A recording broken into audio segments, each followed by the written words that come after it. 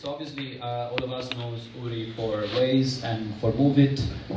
There were two unicorn built by him and his team. But obviously, Uri does a lot of different things. At the moment, he's in the board of several startups, and he founded a few more startups as well. He's currently a professor at the IE Business School of Madrid, and he delivers hackathon and webinars and keynotes in multiple countries. So we're very lucky that he's here tonight.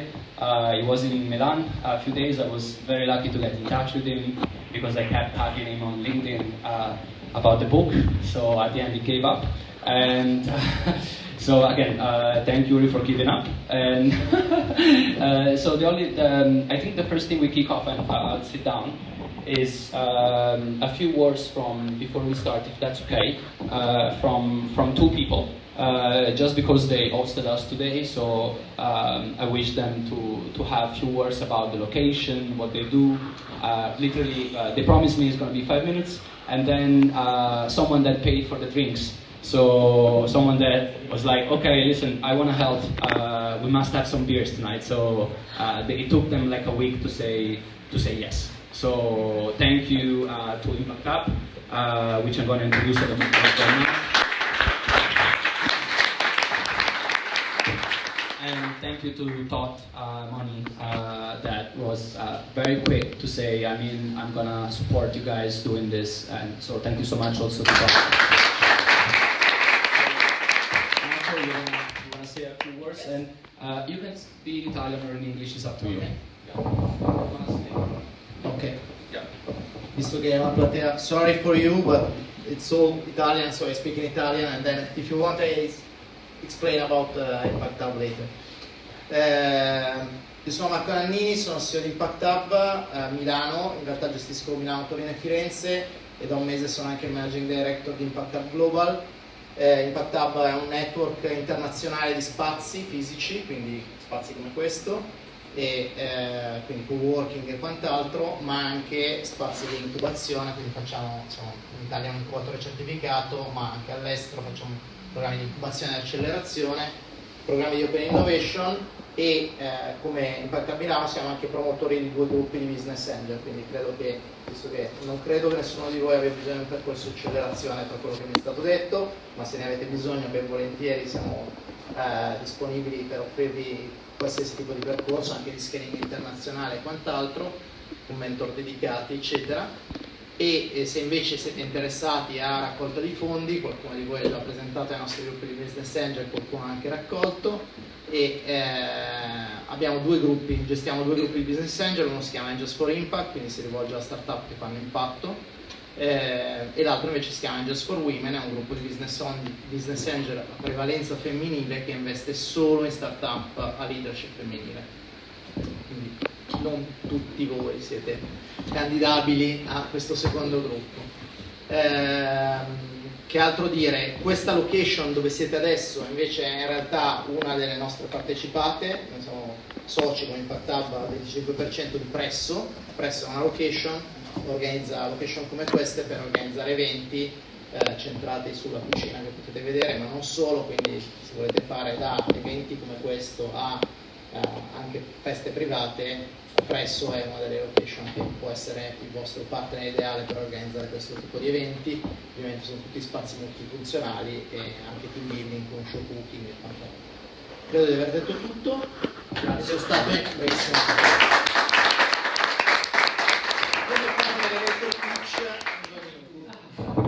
Grazie mille, grazie mille. Special thanks also to Antonella that is very patient with me, and to Francesca from Presso. And before we start with Uri, then I promised Bruno to say a few words, because again, if we're drinking something tonight is this guy. So I mean, we need to love him tonight, right? So Bruno. Hi everybody, I'm Bruno Reggiani, CEO of Dot. For whom doesn't know us, Dot is the financial platform for SMEs here in Italy. So if you have a startup here in Italy and you're looking for the best bank account, look for us. We're going to be here during the cocktail moment later. So if you have questions on everything, just ping us. We also have free drinks, I think, so look for us and we're going to drink something together. We are very happy to support Simone today, and we think that this opportunity of networking together and having this great spokesperson in this moment to pitch about his experience, to talk about his experience is very important for our environment. We want to support the Italian environment, and this kind of events we think can foster the whole Italian and startup environment, which is very important because obviously we have so much less experience than they have in the US, in the UK, Israel, and in all these different environment. So we all have to learn, and this is great. This is where why we are here. We want to support the environment. Obviously, as a banking platform, we want our SME to thrive. So yeah, enjoy and have a good time. Thank you so much. So we're here to ask questions to Uri, but obviously, I mean, who's not curious to hear his story, right? So I would leave the speech to you, the stage to you, Uri, and I guess you've done this plenty of times, so I'm not gonna even introduce whatever you're gonna say because it's gonna be amazing. So please, Uri, and thank you again so much.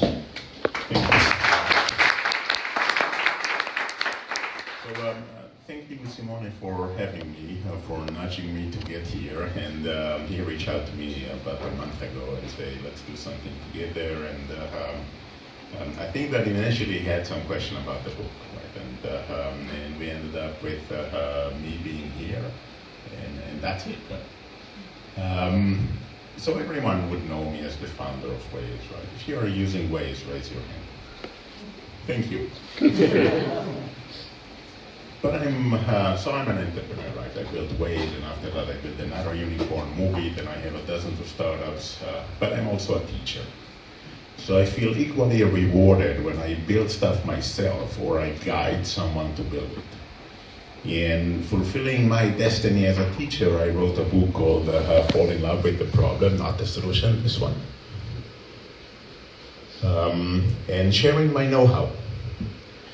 That book, Steve Wozniak, co-founder of Apple, called that the Bible for entrepreneurs. So I would encourage you to read it. It is definitely going to help you.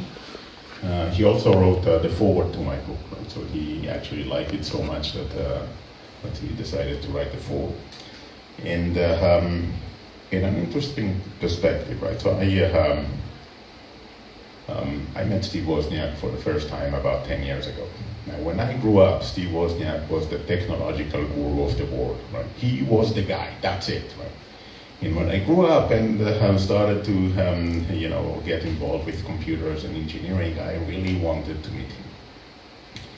And some 10 years ago, we were both speaking at the conference in Guatemala, and I had the chance to meet him for the first time in my life. And look, it's like meeting my guru, right? So I really wanted it.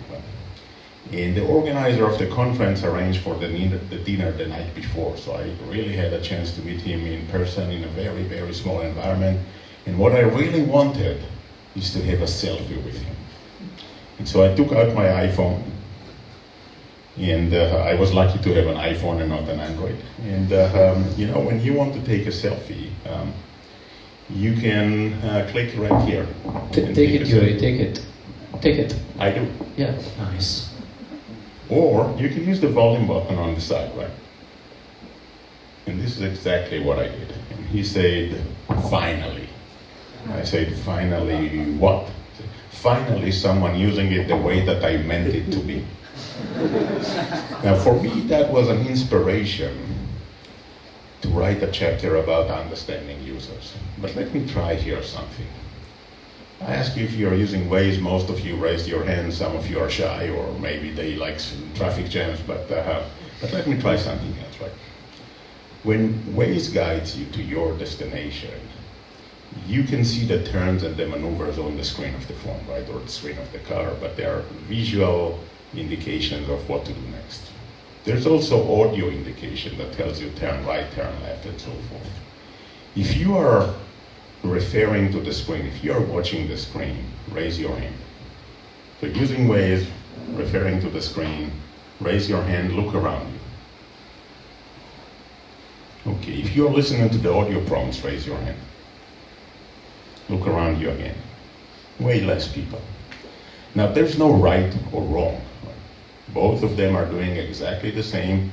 As users, we get exactly the same value, but in a different way. Up until today, you didn't know that. And to be frank, you didn't care, right? You don't really care that there are other people that are using the same product differently. And from today, you do know that, and you still don't care. But if you're building the product and you don't know that, you are building the wrong product. And there is only one way that you can find out. There is only one way that you can find out. If this is watching new users using your product. And if they're doing what you expect them to do, then this is excellent. If they're doing something else, then you stop and you ask them why. This is how you are actually going to evolve the product to become good enough. Now look, building a startup, and I would like to imagine that all of you here are entrepreneurs. If you have a startup, raise your hand. So thank you. So look, end of the day, look at the top 10 companies of the world today.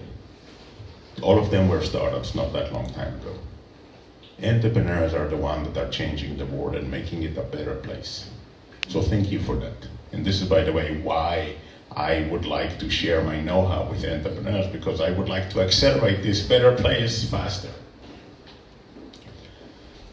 But if I would describe the journey, then I would say there are 3 dimensions to the journey, right? The first one is that this is a roller coaster journey with ups and downs and ups and downs. And look, if you're telling me that all the businesses in the world have ups and downs, I agree. But the frequency of those when you're building startup, way more. I think that I heard the best quote on that from Ben Horowitz. Ben Horowitz is one of the founders of a recent Horowitz venture capital firm. And before that, he used to be a CEO of a startup, and he was asked whether or not he was sleeping well at night as a CEO of a startup. He said, oh yeah, I slept like a baby. I woke up every 2 hours and cried. And that's really the reality. Now, if you haven't gone home crying, then you're simply just the very early phase of your journey. You will be going home crying and asking yourself, why in heaven did I choose this path? So roller coaster is one dimension. Another dimension, which is really, really important, it's a journey of failures. So we're trying to build something new that no one did before, even though that we think that we know exactly what we are doing, we don't. So we try. We try one thing and it doesn't work. We try another thing and it doesn't work. We keep on trying different things until we find one thing that does work. Now, if you realize that this is a journey of failures, then there are 2 immediate conclusions. The first one is that if you're afraid to fail, in reality, you already failed because you're not going to try. Albert Einstein used to say that if you haven't failed, that's because you haven't tried new things before. If you're going to try new things, you will fail. Now, you're all entrepreneurs. That means that you are not afraid to fail. By the way, I will say in general, someone will go into the entrepreneurship journey when their passion is way higher than the combination of fear of failure and the alternative cost. So the decision is that when your passion is so great that you're not afraid to fail and you're not afraid to lose anything else. Before that, you're going to be stuck here. The second conclusion, which is even more important, you want to fail fast. Because when you fail fast, you still have plenty of time to make another attempt. So if you're in building a product phase, then you have another version and another version and another version and another version, and the more attempts that you're making, you simply increase the likelihood of being successful. If you're trying to go to market, then you make another go-to-market attempt and another go-to-market, a different approach, and the more that you're making, you simply increase the likelihood of being successful. So in that sense, the biggest enemy of good enough is perfect. You don't need to be perfect in order to win the market. You need to be good enough. And by the way that you're going to become good enough is that you start with not good enough, and then you listen to your customers and you iterate and iterate and iterate until you become good enough. And then you win. Uri, can you please repeat this, because this is a huge problem in Italy? No, let me try that differently. Okay. Imagine to two twin sister companies, right? They started in the same day, they're building the same product, they're making the same progress, they even have twins, brother and sister teams, so really identical, right? Until one day, company A is saying, you know what, our product is not ready. It's embarrassing level. We need to keep on building that. And company B is saying, you know what, our product is not ready. It's embarrassing level. We are going to go to the market with it. From this point on, company B is making way faster progress than company A that is still moving very, very slow. And dramatically, way more likely to become successful. Now, occasionally I tell that to entrepreneurs and they will tell me, oh, no, you don't understand. It's really embarrassing level. We're going to lose all of our customers. Wait a minute, you don't have customers. We're going to hurt our brand name. No, you don't have a brand name. You will have a brand name once you become successful. Until then, your journey is about figuring out product market fit. And product market fit is always going to be the first part of the journey. Product market fit is very simple. That means that you create value to your customers. At the end of the day, this is the journey. The journey is about value creation. We are all building our startups in order to create value. And the derivative of the creating value is that we are actually going to be very, very successful as a result of creating value. Now, value we create to others. If you do not figure out product market fit, you will die. That's it. You never heard of a company that did not figure out product market fit. They simply died. But for a second, I want you to think of all the applications that you're using every day, right? So searching Google, using Waze, Netflix, Uber, Instagram, WhatsApp, whatever it is, and ask yourself, what is the difference between any of those today and the first time that you have used that? And the answer is that there is no difference. We are searching Google today the same way that we searched Google for the first time in our life. We are using Waze today the same way that we used Waze for the first time in our life. So once a company figure out product market fit, which is the value that they create to their customers, they don't change that anymore. How long did it take them to get there? We don't know, because beforehand we never heard the name. For Waze it was 4 years. 4 years. We started in 2007 and it was only became good enough in 2011. 4 years. For Microsoft it was 5 years. For Netflix it was 10 years. Now if you tell me today with AI everything is different, ChatGPT just started, wait a minute, they're 9 years old. It was 6 years until we heard the name for the first time in our life. Figuring out product market fit is a very, very long journey. And this is the third dimension, a long roller coaster journey of failures. Very long. And it's long because there are many iterations that we will need to do in order to eventually get there. And to a certain extent, I would say product market fit have one metric. Just one. Retention. Look, it's really simple. If you create value, they will come back. That's it. If they are not coming back, that means that we are not creating value. So if you think that you already figure out product market fit, then I would ask you, what's your retention? That's the only metric for that. If people are not coming back, that means that you are not there yet. And you will need to keep on iterating. Now, in many cases, the iteration is about creating simplicity and not adding more features. So fall in love with the problem. You know, I mentioned earlier, the essence of the journey is about value creation. The simplest way to create value is solve a problem. That's the simplest way. That's it. And this is why my starting point is always going to be around finding a problem. A big problem, something that it's worth solving, something that the world will become a better place if you solve that. And then the next question that you need to do is ask yourself, so who has this problem? Now you cannot come back and tell me there is a problem in the market. No, only people have problems. Markets does not have problem, just people. So once you define those people, I will tell you, go ahead and speak with those people and understand their perception of the problem. Go and speak with 100 people and understand their perception of the problem.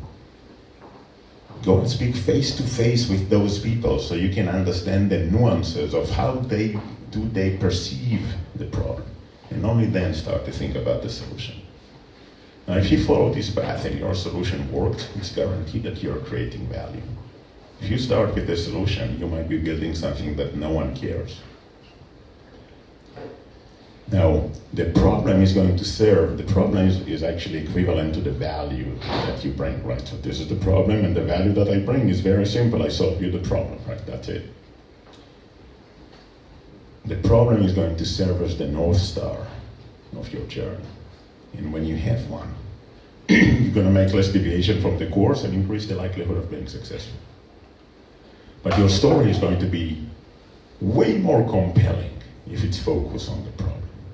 Just imagine that we will be here in 2007, and I will tell you, I'm going to build an AI crowdsource-based navigation system. And all of you are going to say, oh yeah, very interesting. But you don't care. If I will tell you I'm going to help you to avoid traffic jams or speed camps, then you do care. When your customer care, they want you to be successful, and they are going to help you to become successful. And this is really, really dramatic. So if by all means you can change your story, instead of saying what you're doing, say what you're doing for the listener, or why you are doing what you're doing, you already dramatically increase the likelihood of engaging the audience. And still, I will tell you, by the way, no, my email is not in here, but my email is uri@urilevine.com. And I do answer all of my emails. And I can tell you that most of the emails that I get from entrepreneurs is that they tell me what they're doing and not why they're doing what they're doing. So if you want to think of value, start with your target audience. And then you can think about value. Problem, target audience, that's the definition of your company. At the end of the day, a startup is defined by two things. This is my value proposition, and this is my target audience. And there is one of each, just one. One target audience, one value proposition. If you try more, then you will fail. You will fail because of defocus. Mostly at the beginning, right? Most at the beginning, of course, right? Or mostly at the beginning. Most of the startups will fail anyhow. Not that I would like to discourage you, but this is the reality. But defocus is going to be very, very challenging part. Now it's hard, right? Because wait a minute, Waze is only it's focused on the daily commuters, right? On your daily driving. There is no Waze for bicycle drivers, even though that I ride bicycles. There is no Waze for pedestrian. There is no Waze for any other use except the daily commuters, right? There's no Waze for truck drivers. So the focus, which is very, very hard, is something that we need to do and we need to practice, because at the end of the day, focus is not about what we are doing. It's about what we are not doing. These are the hard decisions, saying no to this and no to this and no to this, so you can remain focused on the one thing that you're going to do the best. Now, focus means a lot of things. Focus means simple. But at the end of the day, I would have people coming to me and say, oh, we are building that for SME business, SME market, okay, small and medium enterprise. Wait a minute, let me define that. Small business is up to 9 people.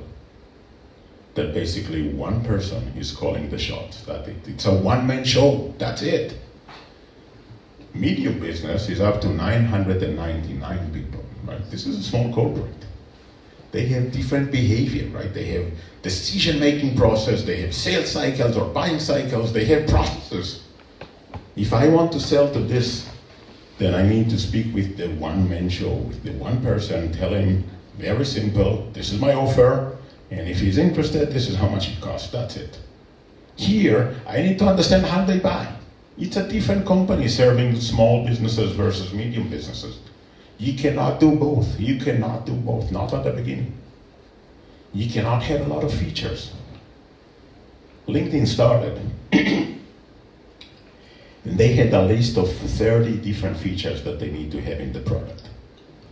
And they presented that to investors and said, this is the product roadmap, and we are going to develop all those 30 features, and then we're going to launch. And they told them, wisely so, look, 30 is way too much. Let's narrow down the list. Right? And they narrowed down the list to 10 features. And they said, we cannot go to the market without those 10 features. Now, LinkedIn launch turned out to be pretty successful. 9 years later, they went public. When they went public, how many of those 10 features were actually developed? 1. In order to be successful, we need to be simpler. Simpler means less, not more. More is more complex. Less is simpler. You cannot oversimplify. Leonardo da Vinci said, simplicity is the ultimate sophistication.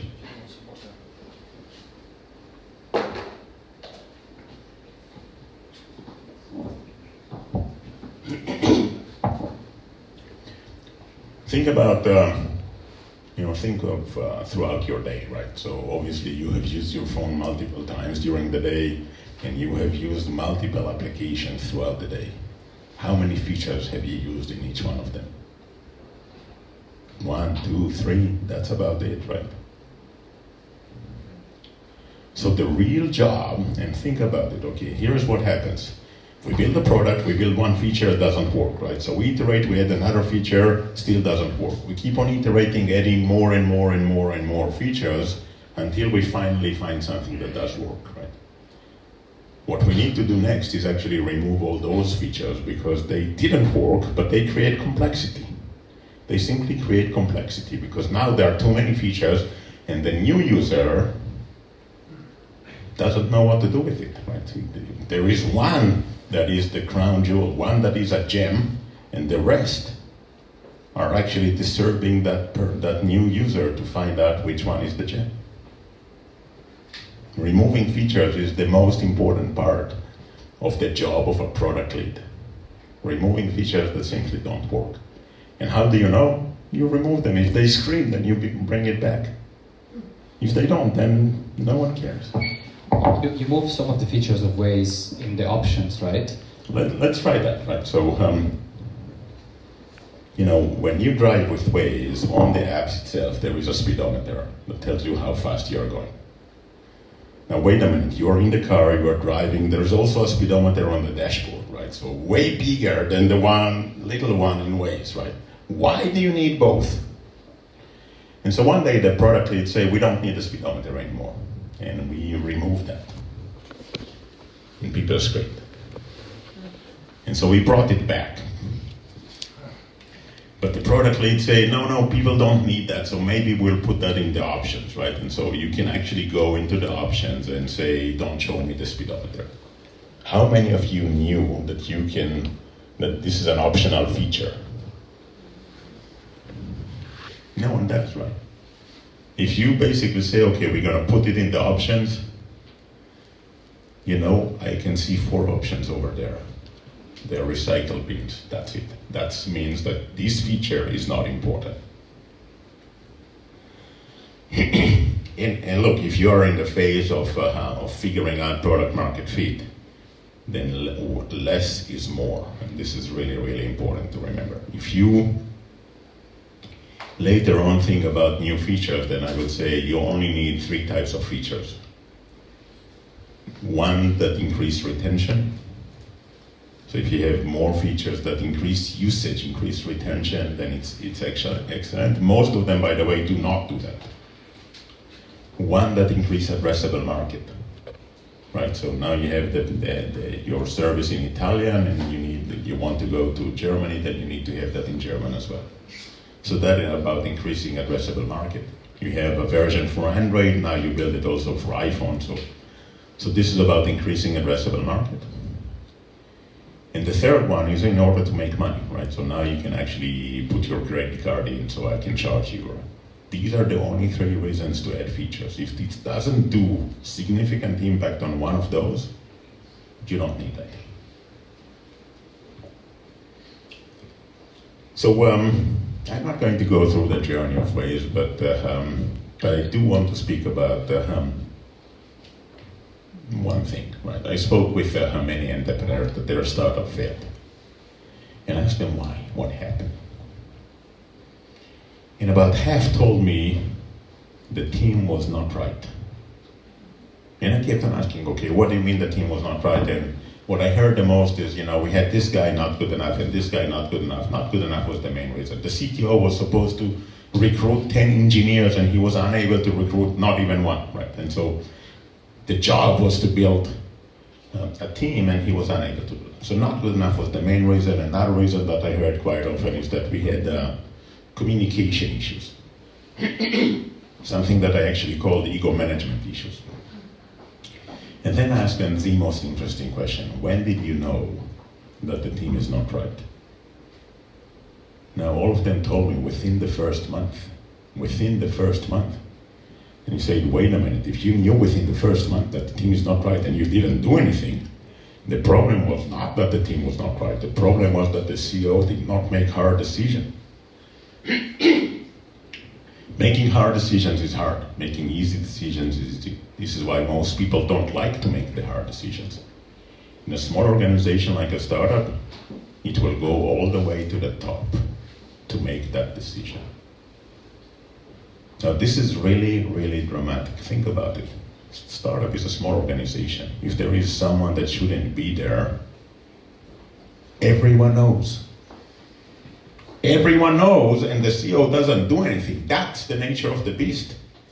The result, by the way, is always the same. The top performing people would leave. They would leave because they don't want to be in a place that there are people that shouldn't be there and still there. And they always have a choice. The top performing people always have a choice. Now, building successful startup is hard. It's hard if you have the right team. It's nearly impossible if you don't. One of the key learnings is that, look, if everyone told me that they knew within the first month, then I will tell you, you know what, every time that you hire someone new, mark your calendars for 30 days down the road and ask yourself one question. Knowing what I know today, would I hire this person? And if the answer is no, then fire them immediately. They are not going to be successful. They're already set on a trajectory of not being successful. And the reality is that you're doing them a favor as well. Because they're not going to be successful. They deserve to be successful, even though that it's going to be someplace else. If the answer is yes, then you go to this person and you tell them, look, you exceed my expectation. I'm very, very happy that you've joined, and you give them more share options in the company. This is really, really dramatic because this is the one thing that will kill company. Not having the right team. Not having the right team is going to kill the company. And it's going to kill the company from within because the top performing people would leave. So in the lifetime of a startup, we have, I would say, 3 major journeys, right? Product market fit is one that we already established, that without that we're going to die. But if you do, and you are successful in doing that, then there are still 2 other journeys, right? One of them is figuring out growth. So how you become a market leader, how you're going to grow the company to become significant. And that one is how you're going to make money. These are the 3 main journeys of a startup. If you want to build a unicorn, then you will need to figure out all those 3.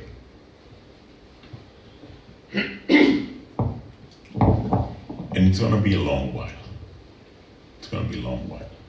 I will tell you the first 7 years of your journey, first of all, you're going to figure out product market fit, and then you get to choose whether or not you're going to focus on building growth. So how do I bring more and more and more and more customers, or how you are going to make money? If you would tell me that this is not going to be 7 years, you are probably right. It might be even more. think about some of the top companies of the world, right? So Google and Amazon and Netflix, they're about 30 years old. And then if we think of Tesla and Facebook, they're 20 years old. And if we think of Shopify or Airbnb, they're even younger than that. And we ask ourselves, how much of the value was created in the first 10 years, the first decade, versus rest of the time, right? So first decade and then rest of the time. Less than 5% in the first decade.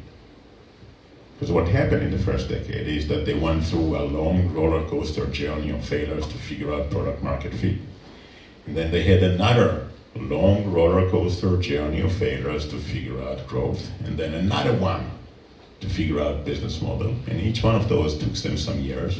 And then when they're ready to take off, they're already 10 years old. So figuring out those three is what you actually need to do in order to become a unicorn. The good news is that once you figure out product market fit, you will be successful. You create value, you will be successful. If this is a lot of value, then you will be very successful. If this is less value, then you will be somewhat successful. So for Waze, we at the end of the journey, and by the way, I will not take you through the roller coaster parts of the journey, but we almost died, right? If there are entrepreneurs here that haven't reached the point that they almost died, trust me, you will. I mean, hopefully not, but... No, all of them does. Okay. You know what, let's think of someone that definitely did, right? Google. They actually almost died. At the beginning of the journey, they were unable to raise capital. And then they approached Yahoo and asked Yahoo to acquire them for $2 million. 2 million, not 2 billion, not 2 trillion, just 2 million. And Yahoo said no. And we look at it and we say, big mistake. We actually don't know that. In our life, there are right decisions or no decisions. Because when we make a decision, when we choose a path, we don't know what would have happened if we would choose a different path. So there are right decisions or no decisions. And that's it. We don't know what would have happened. If you would ask me whether or not it was the right decision to sell Waze in 2013, there are right decisions or no decisions. If you would ask me would Waze today would be worth way more than $1.1 billion, oh, absolutely yes. But what we don't know is whether or not it would become what it is today. So this is something that we have to remember.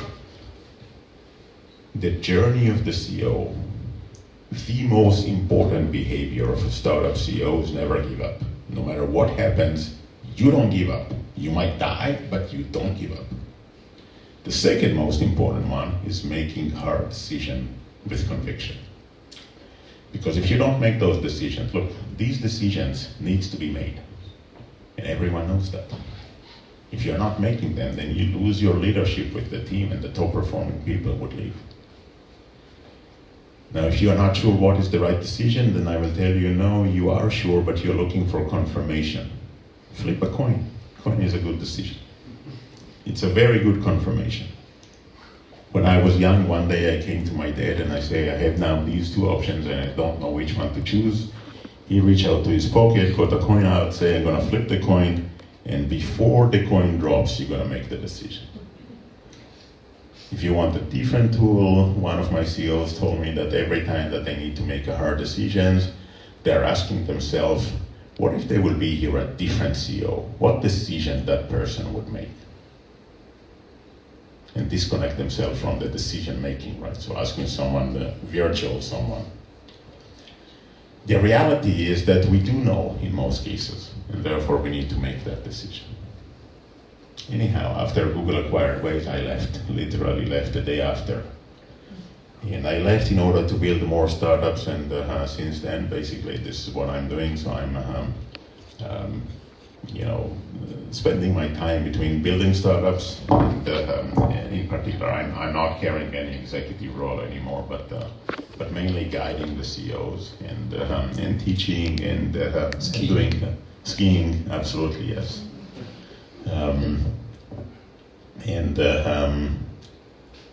Yeah, I like to ski. By the way, we live in Madrid now, and we moved there earlier this year, and we basically say, you know, we are in an awesome period in our life that all our children left the house already, and we don't have grandchildren yet, so this is awesome time to go and live in other places.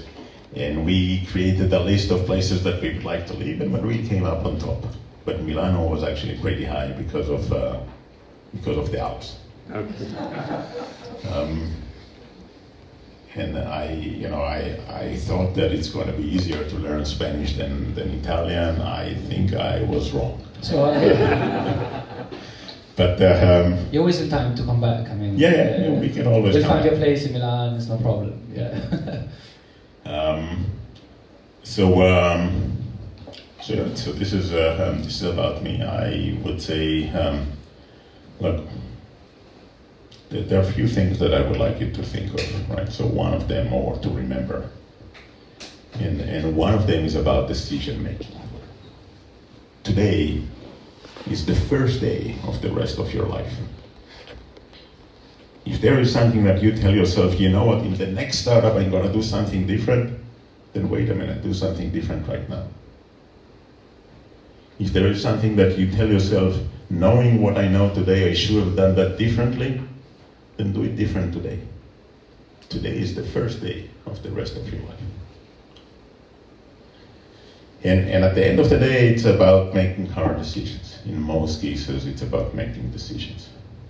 There is no one else that is going to make that decision for you. Make decisions. Thank you so much, Uri. Thank you so much.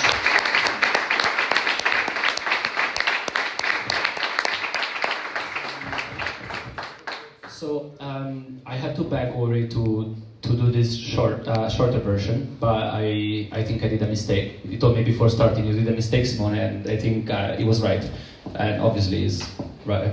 Yes, more right than me for sure. But I promised them something that we did before that was very, very cool, and people really left the building like not only inspired by the speech and by the topic that you can bring to the table, but also with something practical that obviously what you said is practical, but then they need to understand it, sleep on it, right, and then try it. Now, you've seen when you ask, like, there are plenty of startups here today, and I think the coolest thing we can do is let them ask you,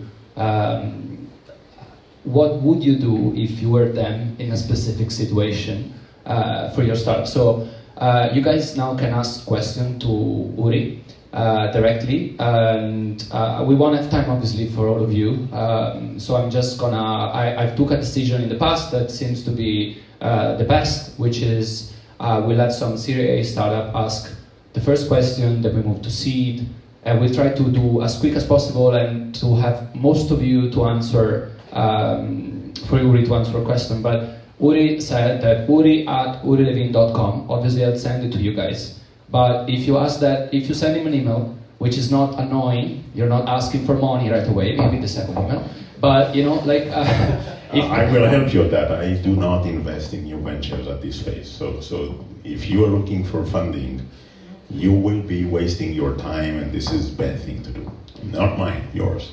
So you can ask the same question directly by email, okay? But I mean, the one that can get the question today, lucky, but I just want to say one thing, like, whoever is asking the question, whatever the answer is going to be great for you as well. So just, maybe it's not the specific case, but I mean, hearing from Uri is definitely something to take home, whatever your startup is, if it's different. Obviously, I'm thinking about some deep tech startups that are here. Uri talked mostly about digital today. Like, for example, when you made the example about you need to have another to address a new market, so you're making the app for iPhone and then for iOS, and then you're making it for Android. Obviously, who's doing deep tech is not applicable, but the concept of trying a new thing to scale is the same. So this is the same thing I wish you guys to take home by the other people answer now. So let's kick it off. The way to do this is very simple. Please try to follow what I'm suggesting because it works, okay? Which is your name, the name of a startup, the problem you're solving, the solution you're proposing to the problem, and then a little bit about the traction. So like, do you have clients ready? What kind of clients you have? Have you raised a fund, seed fund yet, Series A fund yet? No. So your name of the startup, the problem you're solving, the solution to the problem you're solving, and then traction, which can be both clients and funding stage, and then the question. Okay? Yes? Okay, great. Okay, fantastic. So who wants to ask me for the first question? Okay, you haven't seen it, but Lucrezia did it first, I swear. And also she sits in the first spot, so we'll give it to her, and then we're going to you. Then I do have a list of Series A startups that I'm gonna call out, and then we're gonna move to the others. So big round of applause for Lucrezia. Here.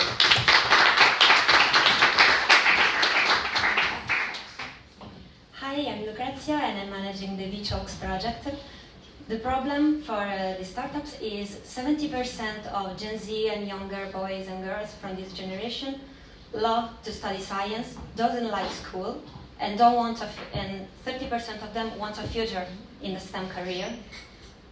None of them has a place to study that fits them, where they feel safe in asking, safe in exploring, and we are building this ecosystem. My question is, where are you at the moment? Where are you at the moment with the solution? Between seed and pre-seed. Okay. At the moment we are having some early adopters and testers begging us to release something, whatever, but they want us to release something. We are still testing, and my question is, since we didn't find a real existing market we can fit our description in, and since you create markets in the past, how would you proceed in this type of case to create and describe and explore a new market that we didn't seem to find? Go to the market. As simple as that, right? Just whatever you have is, if it's good enough or not good enough, you don't know, right? And all the experts will tell you it's not or it is. Whatever they will tell you, you are going to ignore them. You have, in your view, you have people that are going to use that. Go to them. Yes. Launch the product, give it to them, and listen to their feedback. That's the most important thing that you can do right now. Okay. Did he answer much? So before we continue, so all of you have startups. If you're looking to raise capital, raise your hand. All of us, right? So this is part of the journey. This is like, if you think of the journey, this is refueling the car. We need fuel in order to go to the journey. If this is your first funding round, right, or first, I would say first, not friends and family, but first funding round, you have to raise your hand for a second. Okay. Fundraising is a different beast. Nothing in your life prepares you for that, right? If you think of building a startup is a roller coaster journey, then fundraising is a roller coaster journey in the dark. You don't even know what's coming. And there are three very, very important aspects to it that you have to realize before you even start. The first one is, after selling Waze, I met, I think, that all the major venture capital firms in Israel. And I asked them some questions. One of them was, how long does it take you to decide if you like the entrepreneur or not? And one of the answers I really remember, because we were sitting in a small meeting room, and he's looking at me and then looking at the door, looking at me again, looking at the door again, and says, before they sit down. That's how fast it takes for the first impression. Now, if you tell me, no, it doesn't work that way, let me ask you the following, right? You are interviewing a new candidate for a position. How long does it take you to decide if you like the new candidate or not? Second, you go on a date. How long does it take you to decide if you like the date or not? Second. And then maybe we have few more minutes that we either let that first impression to solidify or to change that. Now, if this is the case, then you're going to start with the strongest point in your story, whatever it is. because by the time you'll get there, it might be irrelevant anymore. You start with the strongest point, whatever it is, right? Maybe traction that you have, maybe the team that you have, maybe the size of the problem, whatever it is, you start with that. We have the tendency to walk around and eventually after a while get to the main point. No, start with the main point. They are going to lose attention fast. The second learning that I had is that I spoke with, as I told you, with many VCs and asked them, why did you decide to invest in this startup and this startup and this startup and so forth? And they're all first check into the startup, right? So seed or pre-seed or whatever it was. First check into the startup. Why did you decide to invest in those? And asked that all the major VCs. And I heard consistent answer, two things that they told me. I like the story, I like the CEO. That's it. I never heard anything else. I like the story, I like the CEO. That's it. Then there are two things that I will tell you. Number one, CEO goes alone to the first meeting.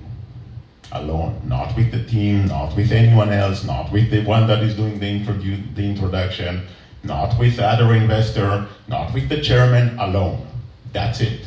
You need to shine, and the only way that you're going to shine is that, or the only way that you have a chance to shine is that if you're alone. And the second one is that you have to learn how to tell a good story. Now, if you don't know how to tell a good story, then go and learn how to tell a good story. Good story is about engaging the audience. What you want to achieve is that the listener would like to be part of the story. It's not about facts. You don't need to tell them about the market. You need to start with what will engage them. We are not there to teach them. We are there in order to ask for their money. And in order to do that, we need to engage them. Uri, do you have a good book to recommend everyone about this specifically? About how to tell a good story to someone, if it not, but something that pops in your mind? Your book. Besides my book. Because you turn around. I wrote the book because I think that this book is awesome, right? But in reality, this is how much you're going to learn from books. This is how much you're going to learn from practice. And this is how much you're going to learn from mistakes. Keep on making those. Now here comes the third and most scary part about fundraising. Are there any investors in the room? Okay, how many companies have you seen in the last year? Yeah, I'm at 55. How many did you invest at? 2. Did you hear that? No, we didn't. I invested in 2 companies out of 355. Just telling you this is 1 out of 77, right? The general rule is that this is 1%. I speak with investors, they tell me, oh, I've seen 200 companies this year and I invested in 1 or 2 or maybe 3, right? That's about it. So that means that if you turn that around as an entrepreneur, you're going to hear 76 times no and 1 time yes. So maybe it's going to distribute differently, right? And it's only going to be 40 times no, right? And not 100 times no. Prepare yourself for 100 times no. Now there is nothing in your life that is going to prepare you for 100 times no. You never heard so many no's in your life. If that will be a dating scene and you will hear 100 times no, that will be the end of humanity. It doesn't work that way, but in this market it does.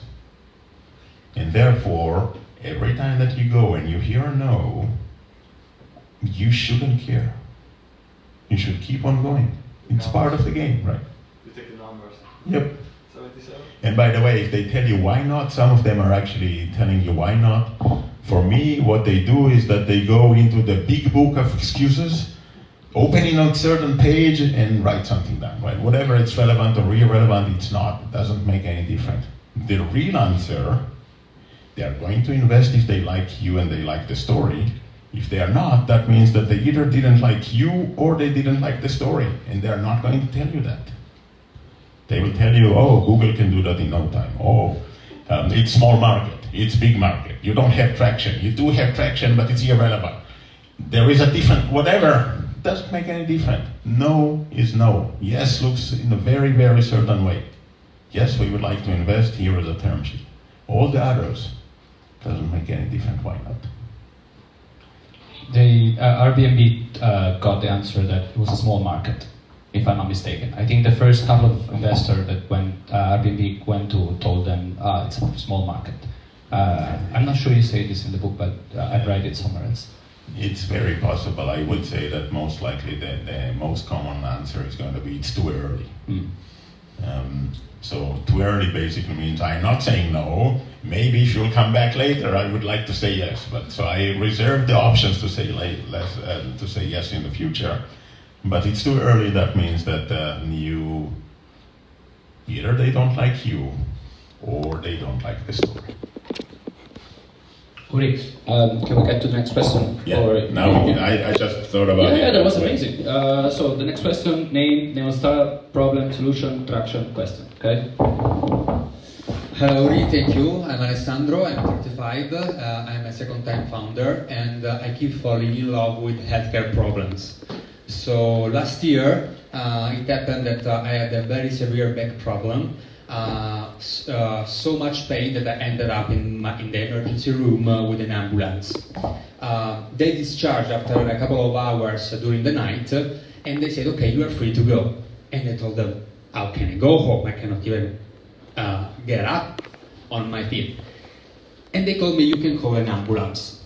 That became a problem for me, because I didn't know how to choose an ambulance, how many different services there are, and so on and so forth. Then I realized this was not just my problem. In Europe, especially, there are millions and millions of people with special needs that struggle to easily access offers for non-emergency medical transportations. So I decided to build my new venture. The solution is Nino. Nino is a startup in pre-seed. We just raised around $600,000. That is a kind of a Uber Health, so an aggregator matching marketplace for people with special logistic needs and the offer.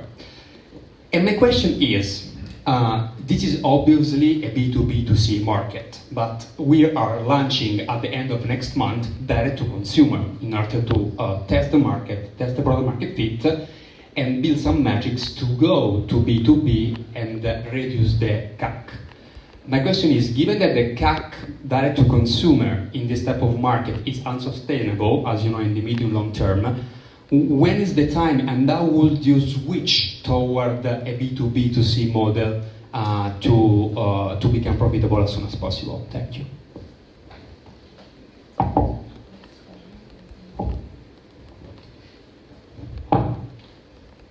So who is your target audience? So target audience is caregivers, elderly people, chronically ill people, and disabled people. Okay, so I was thinking that maybe I'm gonna ask some people here in the room if they even care, and all of us looks pretty healthy, and so maybe we don't, but I agree. One shot, yes, I was a target last year, for example, but just one shot. So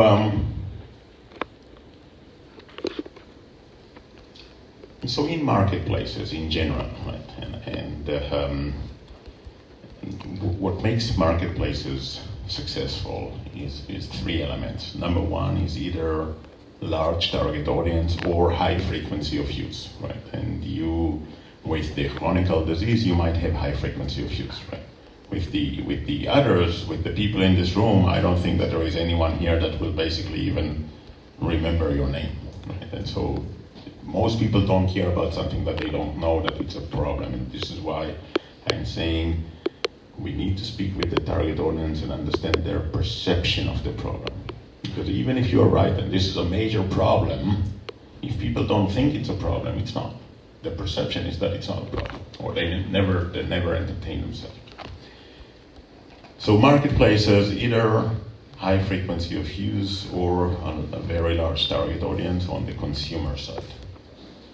The trick to win marketplace is to have indefinite inventory before you go to the consumers.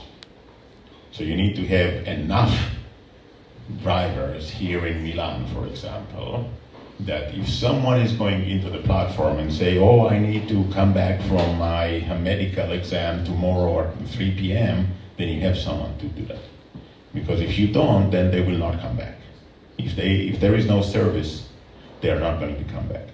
So you go and sign up 10, 20, 30, whatever you need, number of drivers or number of caretakers, drivers that can actually have a private ambulance in that sense and can do that. And then you go and start to bring customers, consumers, and consumers, and consumers, and you are able to provide them with a service. Now, the business model for marketplace is always the same. That's very simple. The one that gets the business pays commission. That's it. There is only one business model for marketplaces, and this is those that get paid pay commission. Whatever, 15%, 12%, 18%, whatever it is, doesn't make any difference. So you start with creating the critical mass of supply, and then you go and start to bring customers. If you're successful in bringing customers, then the rest will happen by itself. Now, if you look at all the marketplaces in the world, they have cheated on the supply side. So even if you think of StubHub, right? StubHub is selling tickets to unused tickets to events, right? So just imagine that you have a seasonal ticket to see Milan in San Siro, and you are not going to the game this week, and you're basically saying, you know what, I'm going to sell that to someone. It looks like consumer to consumer, pure consumer to consumer, right? StubHub only becomes successful once they sign up the Madison Square Garden in New York to sell tickets through their platform, because all of a sudden they had indefinite inventory. Once you have indefinite inventory, you can start to bring the customers. So first of all, you're going to sign whatever is the critical mass of drivers, and they don't care, right? Because they are not committing to anything. They're basically saying, if you're going to bring them jobs, they're going to pay you. Yeah, they're always doing that, right? They're doing that anyhow. Every business in the world, they're happy to pay for customers, right? And so for them, it's not a problem. But once you bring critical mass, then you start to bring the demand. If you are successful with the demand, the rest will follow. Okay, fantastic. Thank you, Uri. I hope that answered. I was wondering if Luca or Guido are here from TeiaCare. I think TeiaCare was here. I wasn't sure. Yeah, do you have a question, or you don't have a question? It's up to you. You don't have a question. No. If you want, get ready for later, but no, we need people who want question. Pietro from Pino, you can ask your question, because you're sitting in the first row, and I think that deserves. Thank you so much for these words. And I'm Pietro, I'm co-founder at Pino. Basically, the problem we solve is that SME managers, they can wait up to 1 week to receive an insights on their business, such as most sold products or cash in the bank accounts. And so we're solving this with a SaaS that integrates all their data and allowing them to... Sorry, say that again. So the problem we're solving is that SME managers, such as CEOs, CFOs, can wait up to 1 week to receive an insights on their business, such as the best sold product or cash in their bank accounts. And so in a very competitive market, this can't exist, because you will lose the control of your company. So we help them extracting insights from their data in way less time with a software.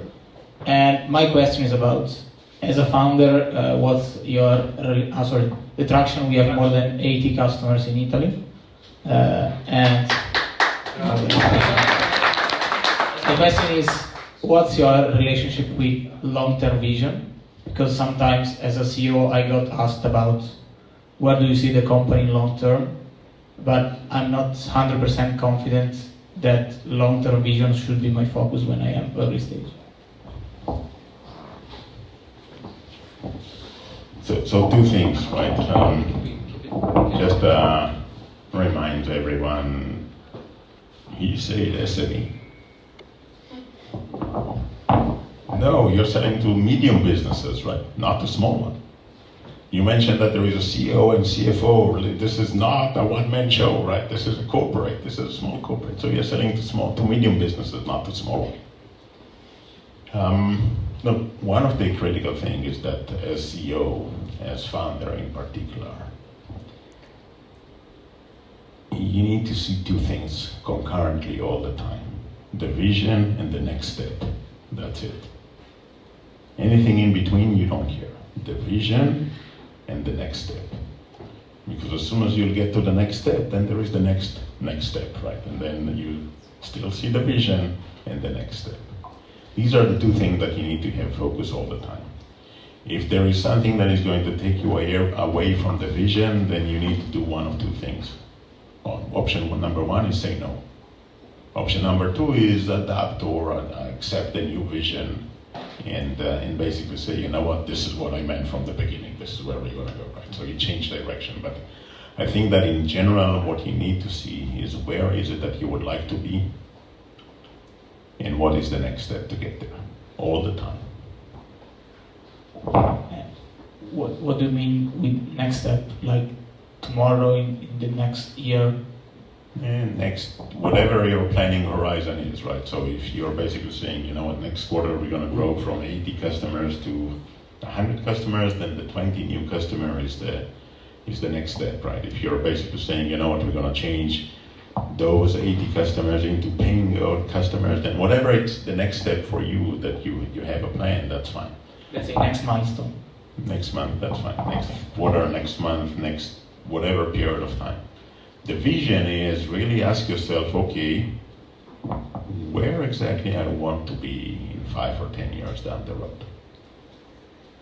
And it's very possible that you tell yourself, you know what, I'm going to serve all the major markets, all the major medium businesses in Europe, right? Whatever it is. Okay, I'm going to expand my offering to become something else, right? Maybe. Whatever it is, then that is going to be the vision. And that's the one that you need to keep yourself if you are moving into the right direction. Thank you. Thank you so much, Uri. Thank you, Pietro. Vale, you have a question? Okay, Valentina from Rilemo. Is it right? Yeah. Rilemo? Okay. I will keep it straight so it doesn't hurt anyone here. Okay, so as said, I'm Valentina from Rilemo. We start from the problem that have you here 15 million people suffer stroke worldwide, 1/3, so 5 million die, and another 1/3 remain permanently disabled. So we have like a huge topic here, and we wanted to find a solution, and we asked questions to like actually find the real problem. And we understood that from the symptoms to the diagnosis, a lot of time passed. And so until the patient is inside the hospital and perform a CT scan, no intervention can appear. So we needed to shorten the time from the symptoms to the first image. And to do so, we developed a portable imaging device that can really reach the patient wherever he or she is, to really perform diagnosis in real time and start to perform and intervene to save lives, actually. So we are working in partnership with some hospitals here in the Milan region. We have our working prototype that is working on cadavers. So it's like a step in our milestone, and I actually have two questions. So the first one is... the traction is the partnerships, right? Yeah, we are in partnership with hospitals, and we also have been able to validate our technology on animals and cadavers. So my first question is, I actually have two that are mainly linked. So my first one is, in a highly regulated market, we can test like doing mock-ups and doing like tests, as I said, on cadavers, but we cannot actually test the final solution and iterate it once it's in the market. So if you have any suggestion on that topic. And the second one is about evaluation, actually. So we've been able to raise a first round. We also raised many grants, and we are now negotiating with other investors that directly contact us because they're really interested in our problem, actually, as you said. But my main topic is I have no clue, actually, on how to evaluate our society, so on also negotiate about evaluation. So if you have any, like, a suggestion on that, I don't know if I've been clear about it. First question, you get the first question as well? Okay, fantastic. Thank you.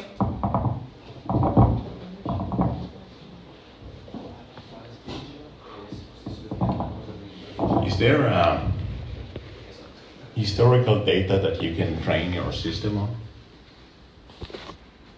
No, we are performing a new type of imaging that it's not already in the market. So what we have is data from cadavers or simulation that we are acquiring, but not. So you're the only one that actually have this data? Yeah, there are other players entering the market with a kind of different technology because we've been able now to have this technology thanks to the improvement in telecommunication that allow us to have a system with a resolution to go in humans. So it's kind of new. There are other players in Australia and the US having this kind of data, but not historical ones on patients. So for the first question, I have no idea. For the second one, it's easier, right? So it's look. At the end of the day, you don't control the valuation. The valuation is a market, right? And so if you are going to bring additional demand, then the valuation will go up. What is really important for you is how much money you need. And the amount of money you need is enough to get to the next milestone. And the next milestone could be one of two things. Number one, profitable. Right? Profitability is completely independent. Now, your deep take, I'm not sure that you're going to get there in the next funding round. So that means that you will need the second alternative, which is what will make you fundable for the next funding round. And this is the objective, right? So you are going to raise capital in order to become fundable, whatever it is, right? So I'm going to have $1 million a year, €1 million a year revenues, right? Or whatever it is. And then you build a plan to get there, and you see how much this plan costs, and then you basically say, wait a minute, it's going to take longer, so instead of whatever period of time you say you're going to add 25% to that, and then you add additional 25%, and this is the amount of money that you're going to raise. And by the way, one of the things that people will tell you, oh, you need €5 million, I'm only writing checks for 2, right? And do you have a plan for 2? And the answer is no, I don't have a plan for 2, I have a plan for 5. Because if you tell them, yes, I have a different plan, that basically send them a signal that you have no clue what you're talking about. If you have a plan for 5, then this is your plan, and stick to it. And so the amount of money that you need is something that you should know, right? Usually funding round will allow yourself dilute of between 20 to 30%, right? And so then you recalculate the pre-money valuation, and you basically say, yes, I need €5 million, and I'm willing to give up 25% dilution, therefore I'm looking for €15 million valuation, or whatever this number. But at the end of the day, beggars cannot be choosers, right? So if you have multiple options, then you can negotiate and you can be in a very, very strong position. If you have one option, then this is the only option. Thank you.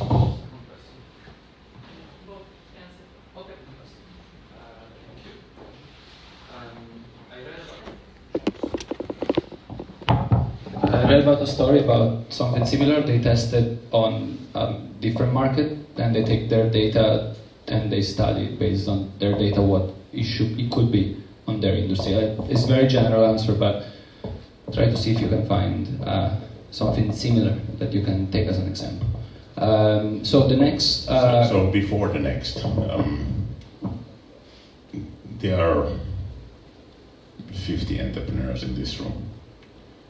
If you heard a question that you think that you know what's the answer, go to this person and tell them, look, I think I have a very good perspective. Do it. It's way better to hear it from a different CEO, different founders, than actually leaving this place without an answer, right? And the fact that I don't know, I simply don't have experience with that, right? But there might be someone else that does. Thank you, Uri. This seems like a stupid question, but is there someone called Mattia in the room? No, right? Oh yeah? Are you with Sibyl or with... No, okay. No, because I was waiting for 2, but I never seen them. So I don't know how they look like. So Taya Kerr now had a question, and so is ready for... So name of startup, problem, solution, traction, question, okay? Hello, thanks again for your amazing presentation tonight. My name is Guido. I'm CEO and founder of TeyaCare. We address with technology poor care quality in care homes, in nursing homes, and we started from my personal experience with my grandfather going through a difficult time in a care home, and then we said, hey, this is something we should be working on, and today we offer a solution that collects care data and integrates this data into actionable insights. And we work right now with over 200 facilities here in Italy, and now looking to go abroad. And my question is, right now, our clients represent 25% of the Italian market, which is a bigger market share we would expect it to have just a few years ago. But when developing the product, you always have to balance out between the feedback of new clients and existing clients. And we started from smaller facilities, and now we're moving to larger groups. Smaller facilities means facilities with 100 beds, and larger groups means groups with 100,000 beds. And obviously, the product has to change, but we don't want to forget the smaller ones, because that's where we started from. So my question is, how do you balance out working from, like, building a product that ranges from very small clients to huge enterprises, trying to handle, within one single company, obviously. So where is the market? The majority of the market, is that in the smaller one or the larger one? It's very fragmented. Very. How many 100,000 beds are there? 4 or 5. 4 or 5. So look, usually what happens is that if you have small size customers, right, 100 beds or medium enterprise, then you'll tell them this is the product and this is it, right? And they usually don't have specific development, right? 100,000, they will have their own requirements. This is a project based. And you build a project team for each and every customer. Because not only that they might need different features, in particular what they need is integration to their existing systems, right? They need integration to the input of the existing systems, and they need in particular integration into the output of their existing systems. So they need your dashboard that up until now for the small facility was good enough. They need that to be integrated into their whatever system they have. And this is project based. And the good news is that if you build a project team for each one of those 4 or 5, or you haven't signed up all of them yet, if you did, then this is amazing. But you should have a salesperson for them, and then you need a project base to actually implement what they need. And that's the only way to scale. I would say that if you're already 20% of the market, then you should be actively working on the rest of Europe very, very fast. Yeah, and to do that, it's really hard, right? It's really hard because you basically should say, wait a minute, the Italian market is pretty stable, I'm gonna bring someone to run that business. And you need to focus on a completely different business. Now, when CEO change direction, imagine the following, right? Imagine that you have headlamp right here. And when you turn your head, this is where the light is. Everyone, this is what they're seeing. And so the way that you need to move into the next phase and keep the company operated in the existing phase is that you actually do that by decision, right? Okay, this part of the company is going to focus on the Italian market, and this part of the company is going to focus on whatever, German, France, Spanish, US, whatever market it is. And because if you don't do that, then you are going to defocus the efforts, right? You cannot support the project with the existing teams. In the same way, you cannot support new market with the existing team. Thank you. I hope that answered. Thank you so much, Uri. So Valentina, you want to ask Valentina, right? Okay, fantastic, Valentina. Because I pass by and smart people drop me say, I want to ask the question. So you need to take your chances of time. So Valentina, again, very straight, right? Problem, solution, traction, and question. Thank you very much. Thank you for coming here for this presentation. I really appreciated it.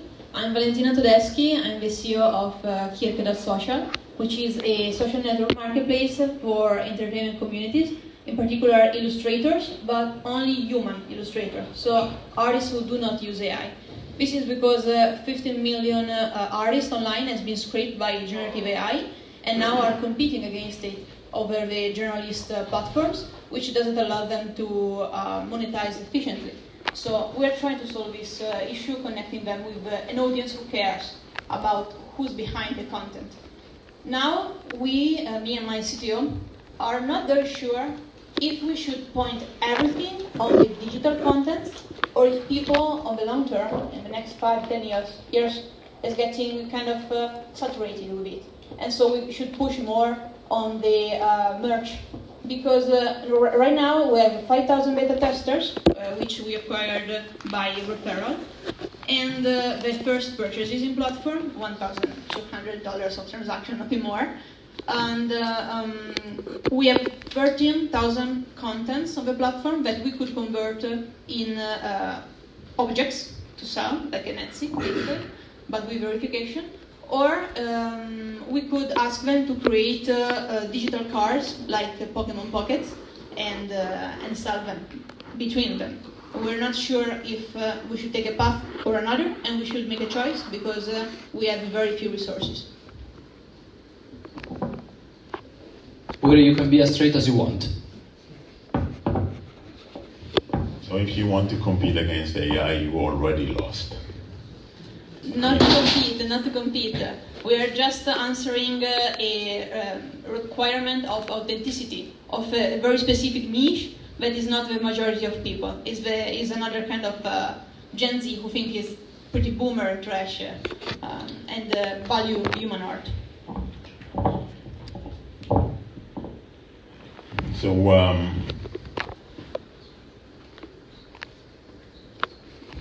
art is a very challenging market, right? It's somewhat similar to show business or to professional sports. Very few are actually making an impact. Everyone else is actually funding the system. Very few are going to be successful. And the result is that everyone else is actually paying for services, right? So just imagine if there is anyone that is anyone doing professional sports here? Anyone is doing non-professional sports? Non-professional sports cost us money, right? That's it. Professional sports, you actually make money. It's different. But very few are good enough to do professional sports, right? The same, by the way, with actors, the same with show business, the same with art. And so you need to figure out a way to make money from your customers. But we should do pointing more on physical world, because people is getting tired of the technology and digital, or pointing still on digital assets. Wherever the market is, I don't know. My gut feeling may be physical, right? Because with digital, you're gonna lose the AI. Thank you so much. That was the gut feeling I was looking for. Thank you. But look, you need gut feeling for someone that is closer to it, right? Because I am not, right? And so my gut feeling is not necessarily the correct one. Thank you. I'm asking everybody in this room later. That is excellent idea. Okay, super. So Massimo, you can have the next question. Here you go. Thank you. I'm Massimo, founder of Pitagor. The problem we solve is to let business understand where to open a new shop, since more than 100,000 per year of shops closes because they fail to find the right location. So how we solve the problem is launching a platform whereby we can give insights such as catchment area, competitors, rental cost, etc., based on public and private data. We validated our product and also have case studies and are trying to find our market fit. So my question is how to find reason and how in Waze did you reach to make the solution as a repeatable, meaning that it's an habit to use Waze, and how could do the same and not just an occasional spot search. And second question, if I may, how can we find and validate our price without weighting the value, and basically for something that clients have to trust into without having seen before? Thank you.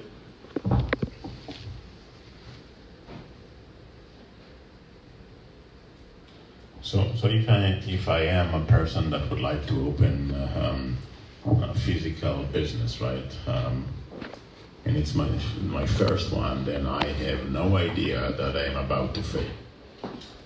So the perception of the problem does not exist. If I have multiple locations, then I'm looking to open the next one, then there is a lot of value in your offering. And I would go to those. I would go to anyone that is actually looking to open not the second one, but the fourth, fifth, 10th, whatever it is, and basically tell them I have an analytical tool that will tell you exactly where is the best place for you to open this business. And that's it, right? So this is from the go-to-market perspective, this is what I would do. What's the right price? The next one doesn't make any difference, right? It's, when I was young, my dad told me that a story about an optometrist that is selling glasses, right? And he told me that the first thing that he will, if you're coming and need a glass, he will tell you this is going to cost you €100. And if you don't blink, then he'll say each one of the lenses. So you try. And the reality is that you have nothing to lose, right? Because if you're going to undersell, then you undersell for very few. If everyone say yes, then raise the price. And if still everyone say yes, then raise the price. Until some of them are saying this is way too expensive. Now there might be a different business model that is basically say, you know what, if you already have 10 branches, I'm telling you that if I choose the location, the value is that this location is going to make more. Then on the difference between the average and this location, we are going to do some sort of revenue share, or there is a success bonus or whatever it is. Because you're basically selling them value that tells them if I choose the location, it's going to be better than what you have.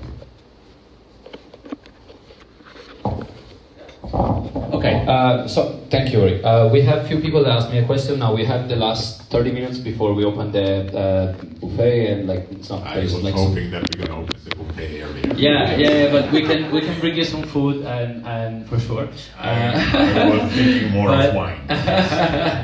We're gonna take advantage of you until we can, Uri. But we'll give you some food. No worries. So before we take the last 30 minutes, who wants to ask a question? I have one person there. One here. Okay, cool, Christian. So I'll give the first to Christian because Christian has helped me with a few things, events and things like that, and he's been a good friend. So I'll ask the first question to Christian, then I'll come back to all of you guys. I think we have enough time. Thank you, Simone. Thank you, Uri. I'm loving the book. I'm reading it in these days, and thank you for being here. I'm going way more philosophical, I can say. In Rocky III, I don't know if you know the movie, there is this concept, which is the concept of the eye of the tiger, which is, everything is based on that. Absolutely amazing song. Yeah, love it. And I think that to go over this huge roller coaster. Everyone, as CEOs and founders of startups, to not give up when things are the most difficult, has to have this eye of the tiger, has to have this fire, this strong why. Which one was yours? Didn't expect that. It's way simpler. Once you build a team around your vision, that the team join your journey, you are not going to give up because of the team, because you signed them up. And you are not going to give up because of them. And by the way, they are not going to give up because of you, because they sign up for your journey. So that's make it way easier, right? If you build the right team, then you'll never give up. Thank you. Kristen, if Roberto wants to ask a question. My name is Roberto.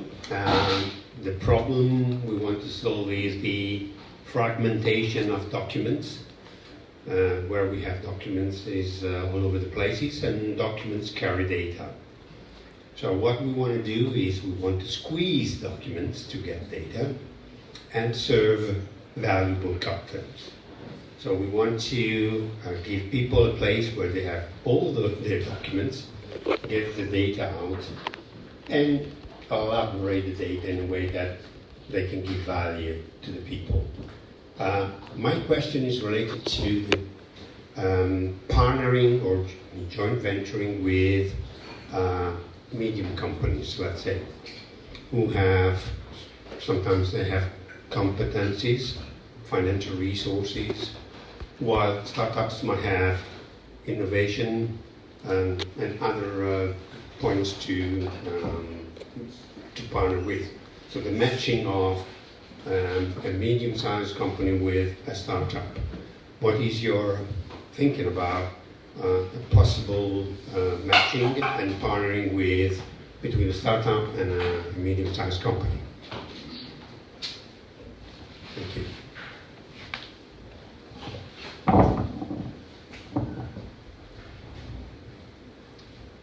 So I would start with the basic, right? Startups cannot help each other. You as an entrepreneur, you might be able in a position to help each other by making an intro, have a perspective, oh, I know this investor, let me do an intro. This is on a personal level.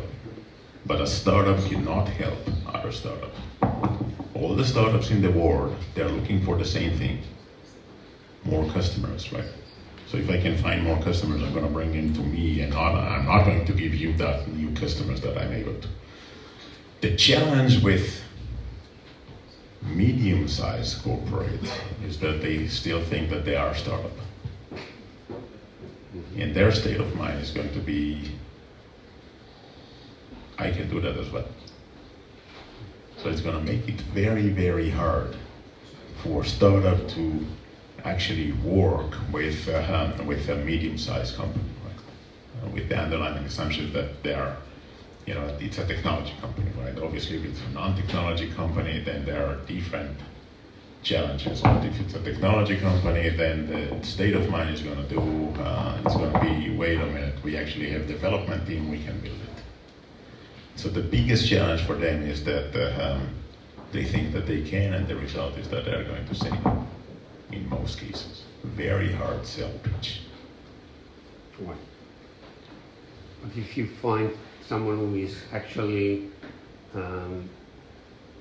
seeing the startup as something that he was not able to do, and it's the opportunity eventually to, I agree. If you find that person that actually faced that problem and basically say, I was unable to do, then they're happy to find it someplace else. But it's not a common problem that you would basically say, the way that you presented the problem, then the next question should be, so who has this problem, right? And these are the people that you need to speak with and understand their perception of the problem. Okay. And if they have a perception, then you might be able to sell those people. But if this is selling to a small corporate, then who is that person within that small corporate that actually have that the perception of the problem? Thank you, Uri. Roberto, if it's one company only, you do a consultant. If you need to understand if it's more than one, so you need to find more people that have more companies that have that problem before you. Otherwise, it's not a startup business. You have a next question? Yeah. Ciao, Andrea from Intella. We are the doctors of the satellites. The problem that we are solving is that there are lots of satellites out there, and there are manual people sitting in dark rooms trying to manage these satellites that cost a lot of money. And we have a platform that basically do all the maintenance and check-ins automatically, so you can scale your fleet whatever you want, and this is good for new space economy. My question is, we have a lot of customers outside space now. They're asking for our platform, and they want to use our platform for different needs, like manufacturing and robots and boats and so on.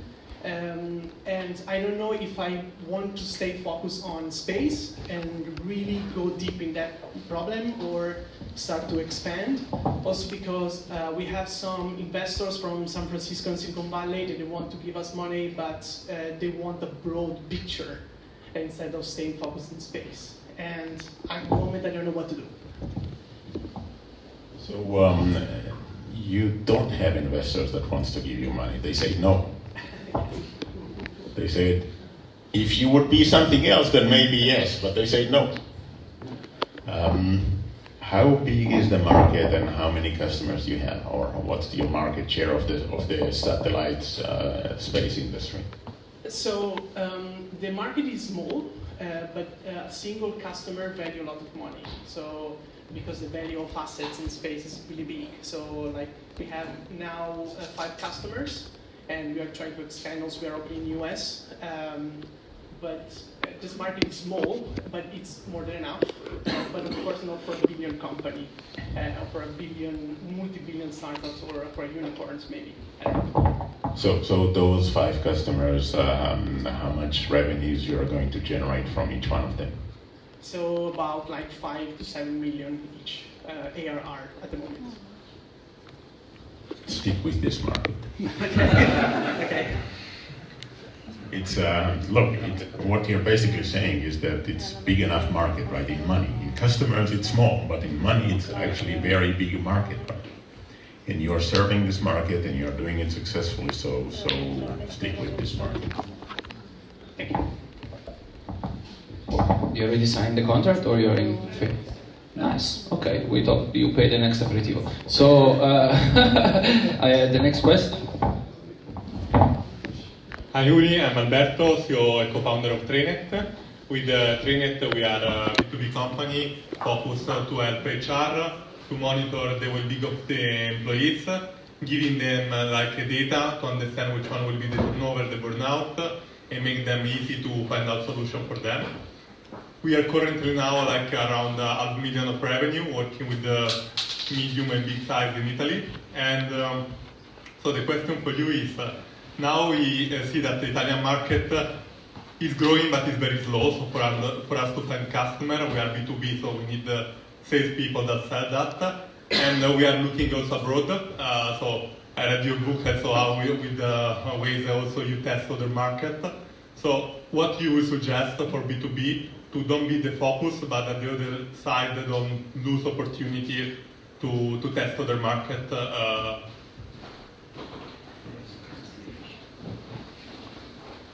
So if you become a market leader in Italy, how big is it? And so if you have 10% or 20% of market share, how big is it? Will be more around 10 million. Then you need to have a bigger market, right? And so you should start with testing, I would say, rest of Europe. Okay. What's the first step to test Eastern Europe? Well, today, and this is really becoming important, right? You are selling to a very specific people, right? You're selling to HR within organization. It's really easy to target those. Then you go and you try your value proposition and target those in France or in Germany or in Spain or in Poland, and I think that we cover most of the other, or in the UK I wouldn't even start there. And you try to address those, and you see if there is inbound requirements for information, and then you qualify whether or not the problem is there or there is a perception of the value that you present to them, and if there is, then you go and sell. It's very easy to do test of demand today, very easy. You basically say, okay, this is my value proposition, this is my target audience, I'm going to use Facebook ads to address specifically those people, or Google ads or whatever. And then you see if you have any traction with your value proposition. Thank you. Hi Uri, thank you for tonight. I have a pre-seed startup in the financial industry.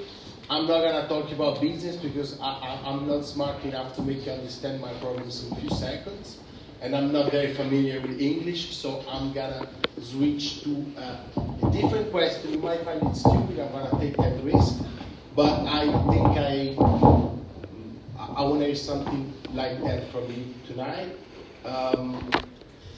I have two amazing co-founders, but at night I feel like a big sense of loneliness.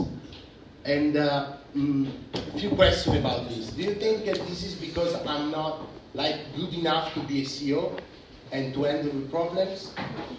And do you have some suggestions about mental scheme or something that we can adopt when you're alone at night and you're thinking about the problems that are actually ruining your business every day?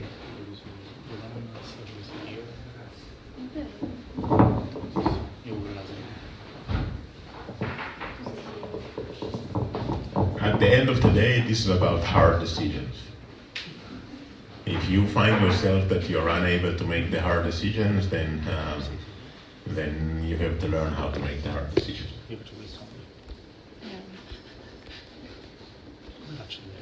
And I think this is the most important part, right? So the job of the CEO is to make the hard decisions. Whatever it is, you're going to make them. If you don't, then everything is going to collapse. But I'm not 100% sure that I answered your question. If you have practical suggestions, that would be great. Whenever you can overcome my problems, what do you do? Flip a coin. That did never happen to you, Uri, when during your career? I read in the book that when you were exiting to Google, you lived in the weekend office, for example. I mean, that's extreme, but I think what Federico is trying to ask is do you have any practical tips as a successful founder to switch off some time and come back stronger, or have a way to vent out when these times come? Probably never. Probably never. Okay. Look, at the end of the day,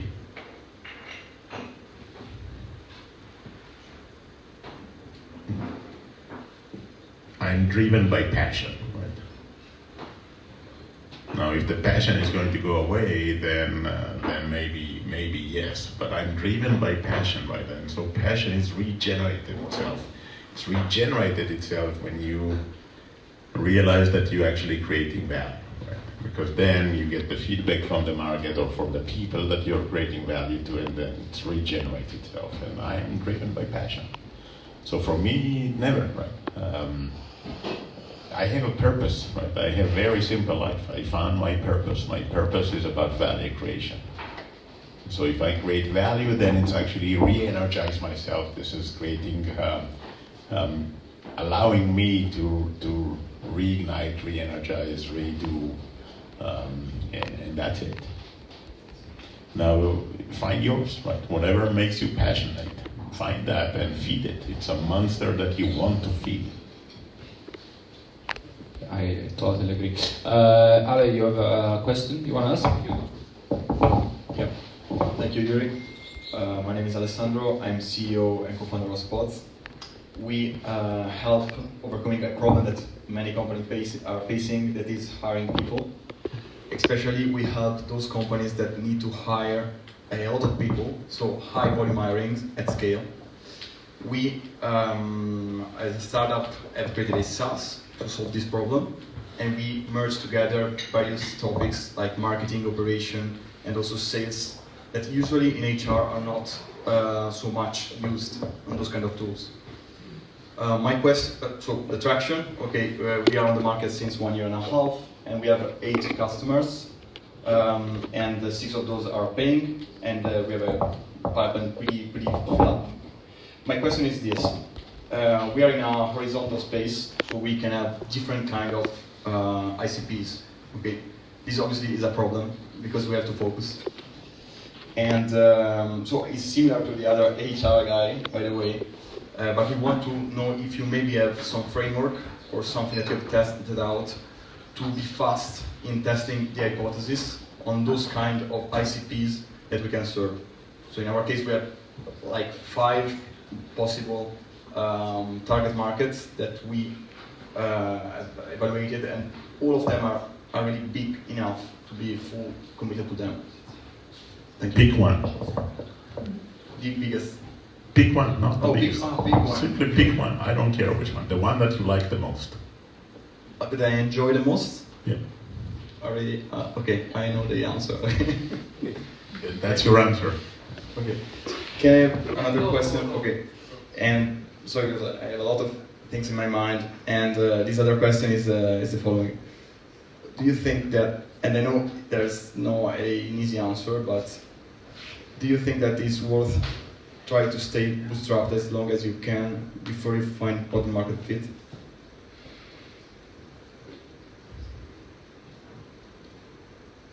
I think that it's going to be a result, right? Because you are in a market that is going to be challenging to raise capital, and the only reason that you will be able to raise capital is that if you have traction, and you're going to have traction once you figure out product market fit. So being bootstrapped is going to be a result and not a choice. If you would be able to raise capital today, you know, the guy sitting next to you is actually an investor, then raise capital today. Okay. Thank you.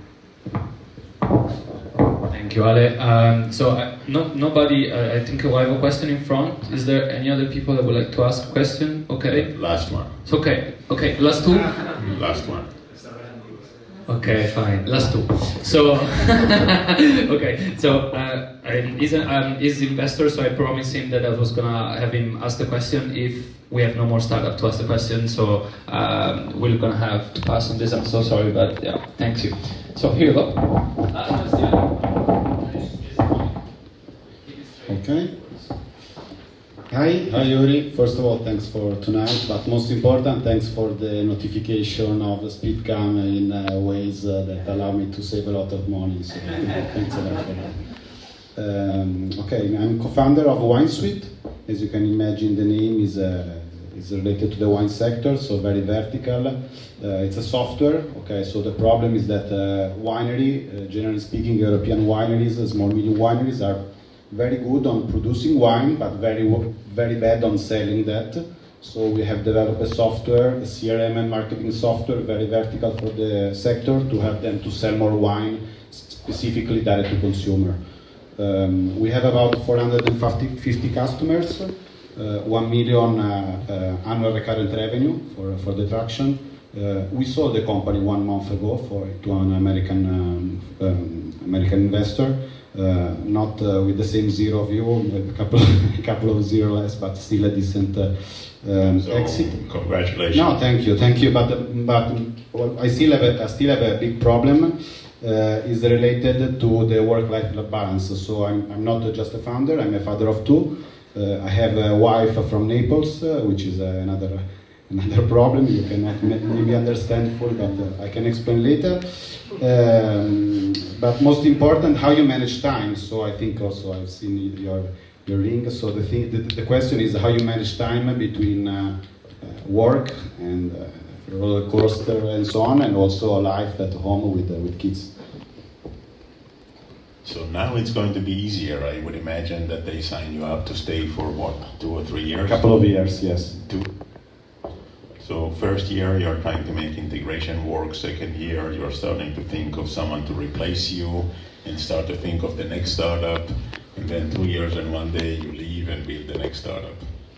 That's your trajectory. Yes. This is exactly what's going to happen. No matter what you're going to tell me, this is what's going to happen. Well, at the end of the day, entrepreneurship journey is very challenging, right? Obviously, you will need to sacrifice a lot of other things. If your wife, even though that she's from Naples, if she didn't sign up to that, then this is the time to have her sign up for that. Because this is who we are, right? We are not going to change, that's it. We will remain entrepreneurs. Okay, I think Uri said was the last one, so I mean, Uri's the guest, so we're gonna do what he's saying. But Uri, thank you so much. I mean, I hope.